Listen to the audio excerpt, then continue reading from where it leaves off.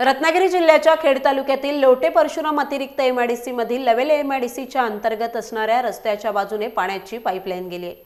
औद्योगिक वसाहतीसाठी असलेल्या पाण्याची पाईपलाईन लिकेज होऊन गेले 2 दिवस लाखो लिटर पाणी वाया जाते। नव्यानेच येऊ घातलेल्या उद्योगांना सुरळीत पाणी पुरवठा व्हावा म्हणून महाराष्ट्र राज्य औद्योगिक विकास महामंडळाने ही पाईपलाईन लोटे ते लेव्हल अशी निर्धारित केली आहे आणि ती पूर्ण करण्याचा ठेका मनीषा कन्स्ट्रक्शन नामक स्थानिक ठेकेदार कंपनीला देण्यात आलाय। परंतु ही पाईपलाईन गेले 2 दिवस अनेक ठिकाणी लिकेज होऊन लाखो लिटर पाणी वाया जाते। एकीकडे महाराष्ट्रातील काही भागात लोकांना पिण्यासाठी पाणी मिळत नसून नजीकच्या लोटे परशुराम एमआयडीसीत उद्योगांना देखील पुरेसे पाणी मिळत नाहीये। असं असताना अतिरिक्त एमआयडीसी मध्ये मात्र लाखो लिटर पाणी वाया जात असल्याचं दिसून येतंय।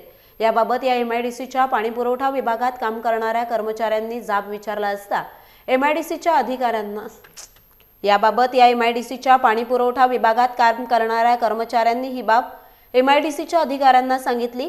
त्यानंतर एमआयडीसीचे अधिकारी घटनास्थळावर प्रत्यक्ष येऊन पाहणी करून गेले व संबंधित ठेकेदाराला सदर पाईपलाईनची दुरुस्ती करून पाणी वाया जाणार नाही याबाबत योग्य त्या उपाययोजना करण्याचे आदेश दिले। परंतु तरीही 24 तासानंतरही लाखो लिटर पाणी वाया जात असल्याचं पाहायला मिळत होतं।